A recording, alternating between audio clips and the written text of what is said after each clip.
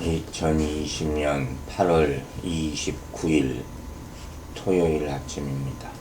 오늘 우리가 함께 볼 말씀은 창세기 35장 2절부터 5절까지의 말씀입니다. 창세기 35장 2절 말씀부터 보겠습니다. 야곱이 이에 자기 집안 사람과 자기와 함께한 모든 자에게 이르되 너희 중에 있는 이방 신상들을 버리고 자신을 정결하게 하고 너희들의 의복을 바꾸어 입으라. 아멘. 자, 하나님의 음성이 또 다시 들리자 야곱은 즉시 하나님의 부르심에 순종합니다. 이러한 모습이 필요하죠. 하나님의 음성을 듣게 해주십시오. 그렇게 기도하다가 정작 하나님의 음성이 들리면 모른 척, 못 들은 척 하는 사람들도 참 많습니다. 자, 야곱은 이와 같이 하나님의 음성에 순종하고 이제 숫곳에 머무르면서 하나님을 떠나 있던 삶을 다 청산을 하는 모습을 보여줍니다. 오늘 본문을 보면 베델 회복을 위해 필요한 세 가지 조치가 나옵니다. 야곱이 행한 그런 결단이겠죠. 이를 다른 말로 하면 영육간의 회개라 이렇게 부를 수도 있을 것 같습니다. 먼저 이방 신상을 모두 버리고, 자, 결단을 내린 거죠. 낯선 신들과의 관계를 끊으라 하는 거예요. 이는 형상화된 그런 우상뿐만 아니라 유일신인 여호와 하나님 섬기는 것을 배척하는 모든 세력과 사상, 생각 이것까지 다 버려야 한다 하는 그런 뜻이에요. 그래서 잠깐 되돌아보면 어떻게 이렇게 우상숭배가 야곱의 집안 안에서 행해지고 만연해질 수 있었을까? 지난 이 스토리들을 되돌아보면 알게 됐죠. 먼저 라헬이 드라빔을 가지고 도망쳐오지 않습니까? 자기 아버지가 가지고 있었던 그것을 계속 가지고 있었다는 거죠. 두 번째, 야곱이 메소포타미아에서 얻은 노비들 중에 분명히 우상 숭배자가 끼어 있을 가능성도 배제할 수 없습니다. 또 세겜성의 약탈물 중에 이방 신상이 섞여 있을 가능성도 있다는 거예요. 여러 가지 경로로 이 이방의 문물이 들어오는 거예요. 이렇게 야곱에 속한 사람들은 아직까지 이방 신상을 소유했다는 것은 섬기고 있었다는 것을 보여주는 거죠. 그러므로 이 상태 그대로 하나님께 제단을 쌓으러 갈 수는 없는 거예요. 그렇지 않습니까? 그래서 이것들을 제거해야 하는 겁니다. 이방 신상들은 야곱의 가족과 세겜성 사람들 사이에 교류가 있었다는 것을 말해주는 증거죠. 또 앞서 디나가 그 땅의 딸들을 보러 나갔다 하는 그 말에도 벌써 야곱의 가족이 이들의 문화에 영향을 받았다. 그 흥미를 느꼈으니까 보러 나간 거예요. 이때 벌써 우리는 그런 사상들, 문화들에 물들게 된다는 것이에요. 자, 둘째, 이 야곱의 결단의 내용은 무엇입니까? 자신들을 정결케 하고 정결하게 했다. 반드시 필요하겠죠. 마음과 몸의 정결함을 동시에 말하는 것이 육체적, 도덕적, 의식적인 정결함입니다. 이것이야말로 하나님과 관계 맺는 자들에게 가장 절실히 요청되는 그런 정결함입니다. 이것은 모세 때에 결례 의식으로 나타나게 되죠. 헌신과 순종을 상징하는 그런 정결 의식이에요. 세 번째로 야곱이 결단한 것은 무엇입니까? 야곱과 그의 가족 식구들 모두 의복을 받고 입었다. 여러분, 의복은 왜 받고 입습니까? 의복이라는 것은 문화를 상징하는 거예요. 지위도 상징하는 것이죠. 그러므로 의복을 갈아입는다는 것은 가나안 문화를 씻어낸다. 세겜 족속의 문화를 씻어낸다. 그런 말이에요.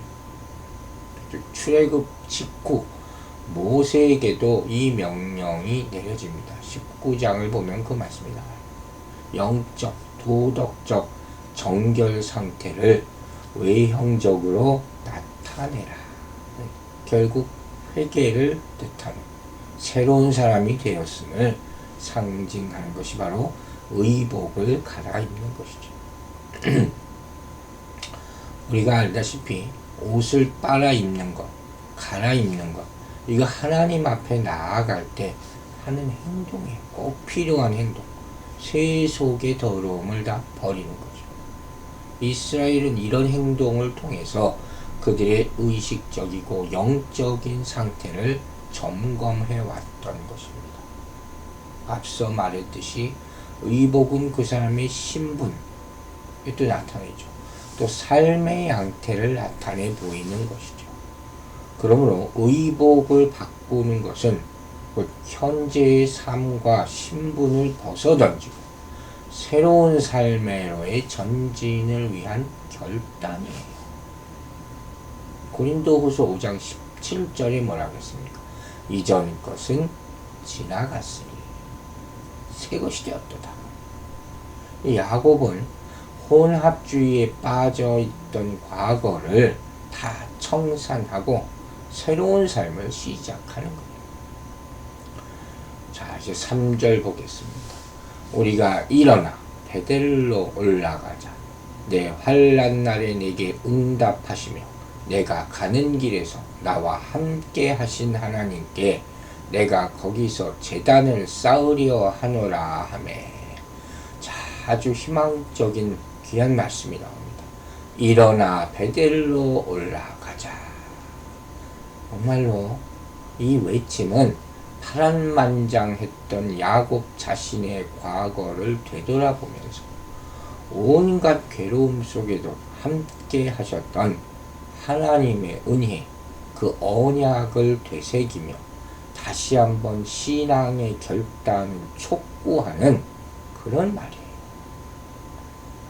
과거 야곱의 때로부터 오늘날에 이르기까지 숱한 세월 동안 이것은 또한 우리들, 즉 성도들의 신앙 회복 운동의 모토가 되어왔던 그런 의미 있는 구호라고도 할 수 있어요.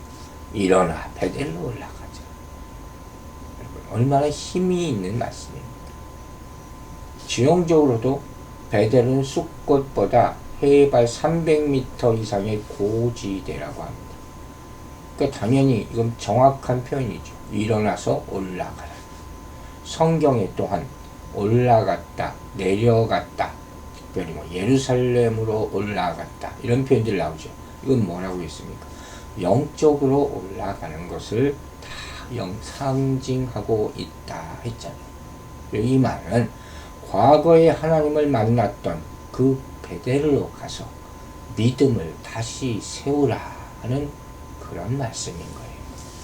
여러분, 하나님은 야곱의 고통스러운 시기에 그에게 주의하고 응답하신 하나님이십니다. 야곱이 형 에서를 피해 도망할 때 그에게 지팡이 외에는 아무것도 없었지 않습니까? 라반의 집에 머물 때 늘 라반에게 속고 당하지만 그러기만 했어요. 그의 아내들은 사랑 다툼에 출산 경쟁에 오히려 야곱을 힘들게 했을 겁니다. 그때 야곱 곁에 있었던 분은 오직 하나님뿐이에요. 하나님만 그에게 관심을 기울여 주셨고 그와 대화하신 그런 분이 아닙니다. 또한 하나님은 그가 가는 곁에 그와 함께 하셨던 분. 길마다. 이처럼 하나님은 야곱의 고통스러운 역경의 시기에 그에게 관심을 가져주시고 그와 함께 하신 분.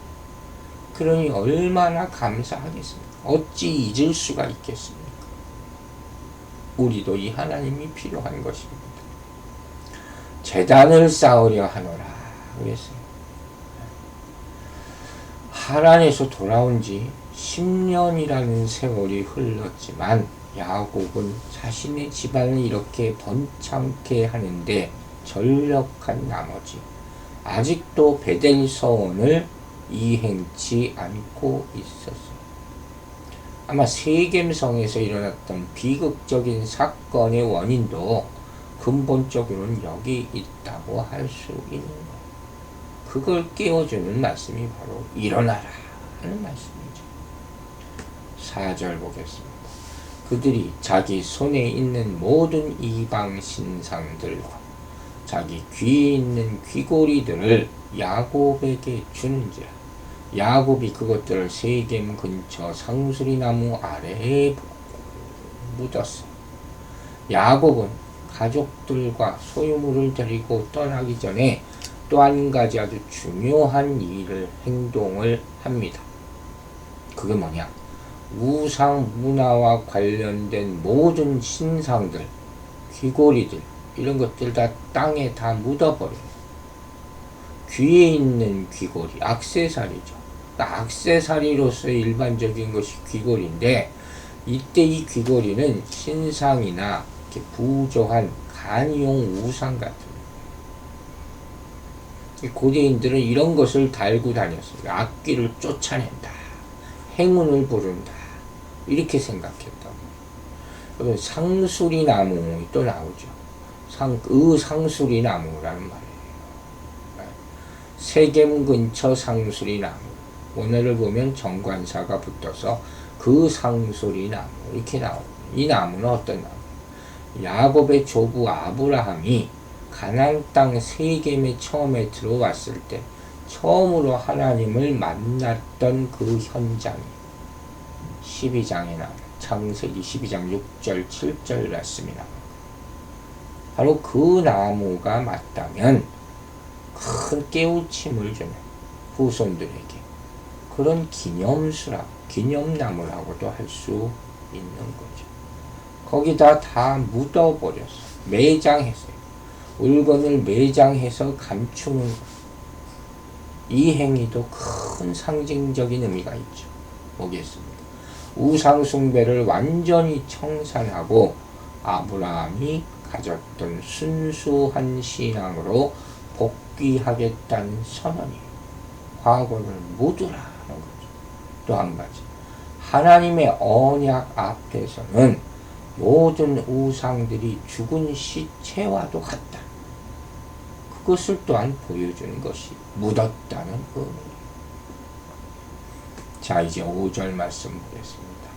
그들이 떠났으나 하나님이 그 사면 고울로 크게 두려워하게 하셨으므로 야곱의 아들들을 추격하는 자가 없었더라.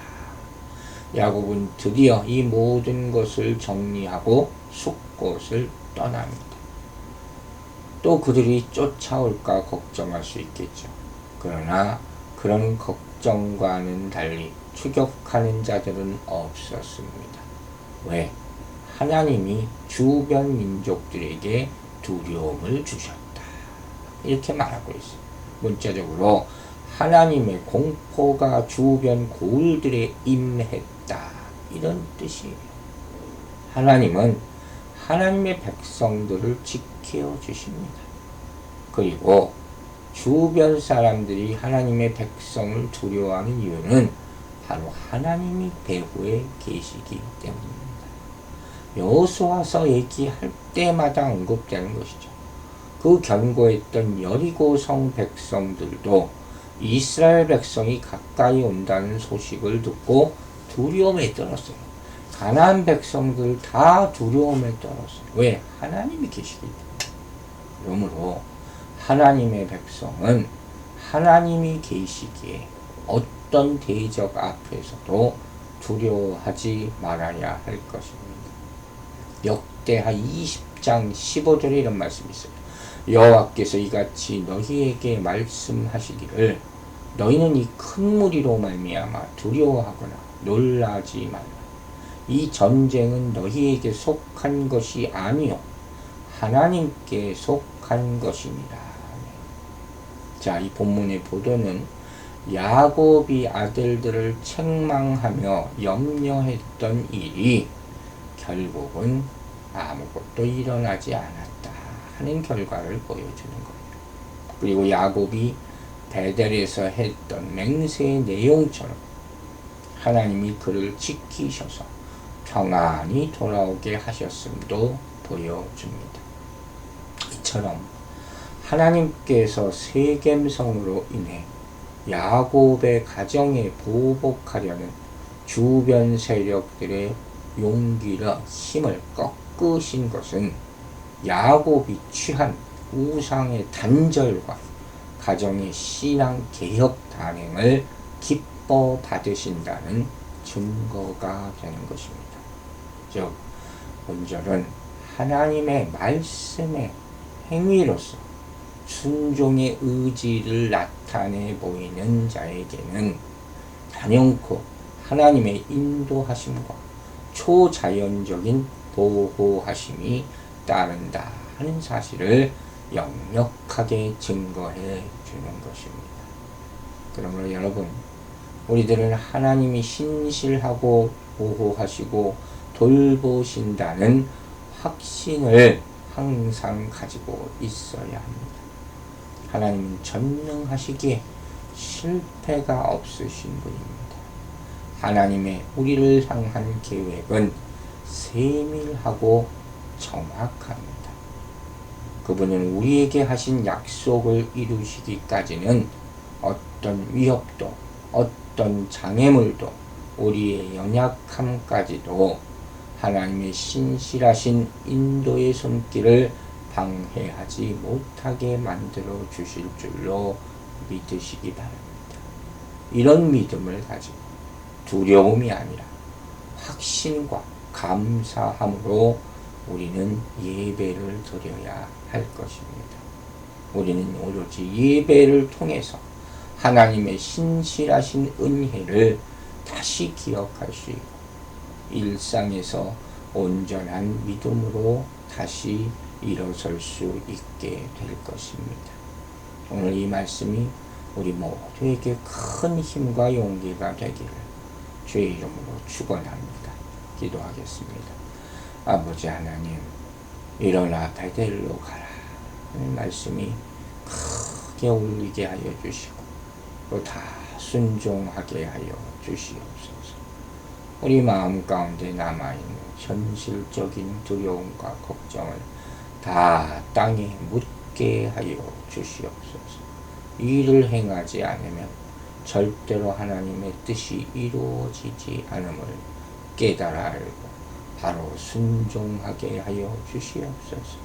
힘들고 어려운 상황에 처해있는 모든 사람들에게 오늘 이 말씀이 큰 용기와 깨우침이 되는 말씀이 될 수 있도록 축복하여 주시옵소서. 감사드리며 예수 그리스도의 이름으로 기도했습니다.